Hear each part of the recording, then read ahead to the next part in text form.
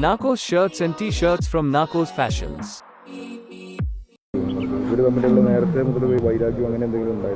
വൈരാഗ്യം എന്ന് പറയുന്നത് അവർ ഈ കാറ്ററിംഗ് ബിസിനസ്സിൽ പങ്കാളിയായി അവരുടെ ഈ ജോമോൻ്റെ കൂടെ.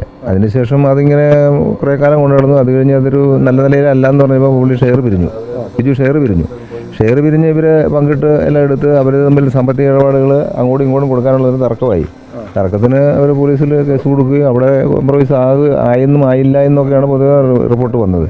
അവസാനം പിന്നെ അതൊരു ഇവരെ എന്നും അങ്ങോട്ടും ഇങ്ങോട്ടും ഒരു സുഖമല്ലാത്ത രീതിയിലുള്ള സംഭാഷണങ്ങളും കാര്യങ്ങളൊക്കെ ആയി.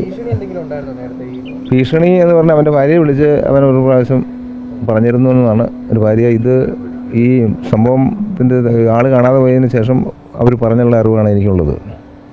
4:30-4:30 പുള്ളിക്ക് ഏറ്റു പോണ ശീലമുള്ളതാണ്. ശീലമുള്ളതെന്ന് പറഞ്ഞാൽ പുള്ളിക്ക് അദ്ദേഹത്തിന് നേരത്തെ JCB ഡിപ്രൂവ് എല്ലാം ഉണ്ടായിരുന്നു. അതുപോലെ അത് കഴിഞ്ഞ് പിന്നെ ആംബുലൻസ് സർവീസ്, അങ്ങനെ ഇപ്പോഴും ആംബുലൻസ് സർവീസ് ഉണ്ടായിരുന്നു. അങ്ങനെയുള്ള പരിപാടികളെല്ലാം ഉള്ളതുകൊണ്ട് രാവിലെ തന്നെ പുള്ളി പുള്ളിയുടെ തൊഴിലുമായിട്ട് ബന്ധപ്പെട്ട് ഇങ്ങനെ രാവിലെ തന്നെ പോകും പുള്ളി.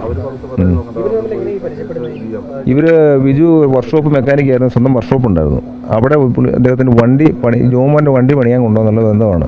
ആ പരിചയം അങ്ങനെ കൂടി വന്ന് ഈ ബിജുവിന് കാലക്രമേണ പുള്ളി ഷുഗർ പേഷ്യൻ്റായിരുന്നു. ഷുഗർ പേഷ്യൻ്റായിട്ട് കാല് ഇന്ന് നടക്കാൻ പറ്റാത്ത അവസ്ഥയും കാലിലെ മുറിവുകളും അതുപോലെ ഈ അസ്ഥി പൊടിയുന്ന അസുഖമൊക്കെ ഉണ്ട്. അതുമായിട്ട് ബന്ധപ്പെട്ട് പുള്ളി ഈ സൈറ്റുകളിൽ പോകാൻ പറ്റാതെ വന്നു കഴിഞ്ഞപ്പോഴാണ് ഈ ജോമോൻ്റെ കൂടെ ഈ ബിസിനസ്സിൽ ഏർപ്പെട്ടത്. 2000 കോവിഡിനൊക്കെ മുമ്പ് തുടങ്ങിയതാണ്. ഇപ്പോൾ കുറേ നാളായി തുടങ്ങിയിട്ട്. പോലീസിൽ അവർ പെരുമ 30 ഏതോ ഒരു സ്റ്റേഷനിൽ ഒരു കേസ് ഉണ്ടായിരുന്നു. ഒരു വണ്ടിപ്പെരിയാറിലൊരു അവർക്കൊരു ബ്രാഞ്ച് ഉണ്ടായിരുന്നു. അവിടെ ആംബുലൻസും ഒക്കെ ഉണ്ടായിരുന്നു. അതുമായിട്ട് ബന്ധപ്പെട്ട് അവിടെ എങ്ങാണ്ട് കേസ് കൊടുക്കുകയോ ഒക്കെ ചെയ്തിട്ടുണ്ടെന്നുള്ള അറിയുന്നത്.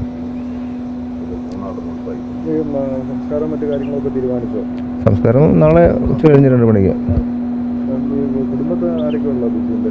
ബിജുവിൻ്റെ ഭാര്യയും 3 പിള്ളേരും. ഒരു കുട്ടി, മൂത്ത കുട്ടി നേഴ്സിങ്ങിന് ബാംഗ്ലൂർ പഠിക്കുന്നു. രണ്ടാമത്തെ കുട്ടി +1 പഠിക്കുന്നു. മൂന്നാമത്തെ കുട്ടി 6ാം ക്ലാസ് പഠിക്കുന്നു. ഒരു 2 പെങ്ങന്മാരുണ്ട്, അളിയനുണ്ട്.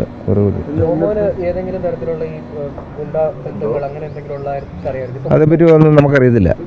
എനിക്കറിയില്ല അങ്ങനെയുള്ള കാര്യങ്ങളൊന്നും. ഇതിന് ശേഷം ഉണ്ടായിട്ടുള്ള കാര്യങ്ങൾ മാത്രമേ ഉള്ളൂ നമുക്കറിയത്തുള്ളൂ. ജോമോനാണ് ജോമോനോട് ഇങ്ങനെ അഭിപ്രായ വ്യത്യാസം ഉണ്ടായത് നമ്മൾ പരാതി കൊടുത്തപ്പം പോലീസ് സ്റ്റേഷൻ പറഞ്ഞിരുന്നു. പോലീസ് സ്റ്റേഷനിൽ അവൻ്റെ നമ്പറും കൊടുത്തിരുന്നു. അപ്പോൾ അവരന്നേരം വിളിച്ചു കഴിഞ്ഞപ്പം അവരുടെ നമ്പറൊക്കെ ഓഫാണ്.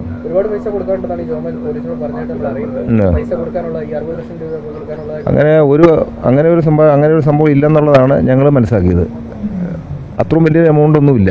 ഇനി അവരെന്തെങ്കിലും ചെറിയ എന്തെങ്കിലുമൊക്കെ അത്രയും വലിയ എമൗണ്ടിനൊന്നും അല്ല പരാതി കൊടുത്തതെന്നും പറഞ്ഞു.